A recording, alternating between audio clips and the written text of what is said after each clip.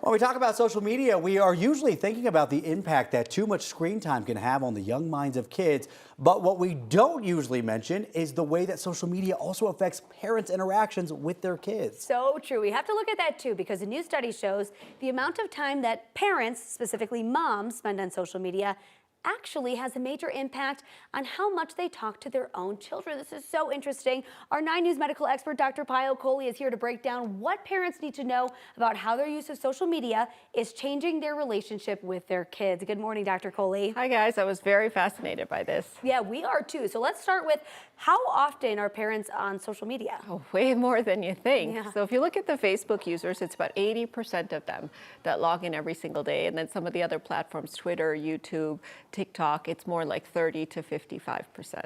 So you have, a third, a half, or 80% of parents getting on social media regularly, which is a lot more than I expected as a physician. Okay, we said that this study specifically focuses on mom's relationship with their kids. What did it find about how they use social media and the interactions they have? So this was shocking to me. So there were low users and high users. The low users, only about 20 minutes a day. The high users, nearly 3 hours a day on social media.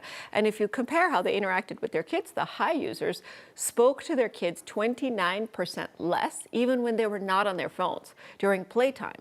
So social media was somehow rewiring mom's brain, so she was less likely to interact with her child. And this is concerning because mom-child interactions are a pillar of really childhood development, whether it's language, whether it's social skills, whether it's manners, whether it's many of the things that kids learn. So when we talk social media, we think like Instagram, TikTok, Snapchat. What about things like email? This is what was really interesting about the study. So email, reading the news had no effect whatsoever on how mom talked to kids. So it was more the social media consumption that led to altering mom's brain, but not screen time in general.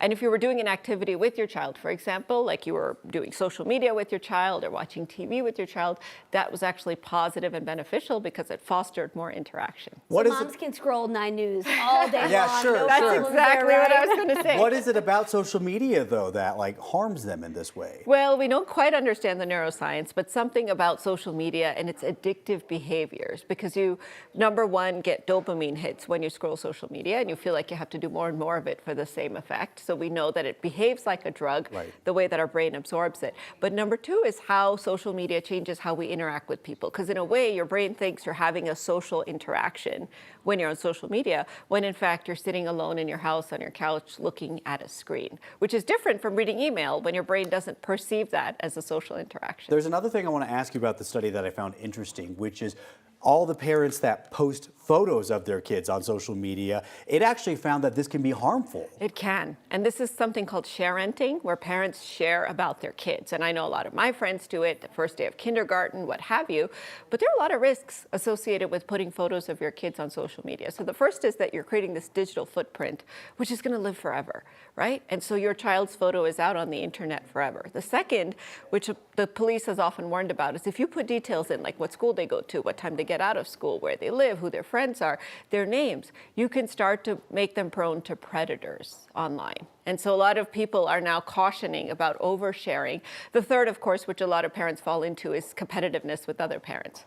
You're sharenting because somebody else is sharenting, and you have to show that your child had a great first day because somebody else's child did, and that creates a negative feedback loop in mom or dad's brain as well. So just to wrap it up quickly then, what advice would you give to parents? It's hard to say, like, don't go on Instagram at all, but what would you say to these parents? I would say if you are going to go on social media, see if you can do it with your child. Try to limit it to less than 20 minutes a day. Carve out some time with your child where there are no devices whatsoever, because interruption with social media has shown to be harmful for kids. So if you're talking to your child and then you get a text and start looking at your phone, that's a big no-no in how kids communicate with you. And then really try to, be careful about what you're posting about your children. Be thoughtful about it. And limit maybe who the audience is as well. Yeah, good advice right there. Honestly, good advice for all of us to kind of get off social media a little bit more. Dr. Kohli, thank you so much. And you can find all of Dr. Kohli's appearances at 9news.com/Dr. Kohli. Now,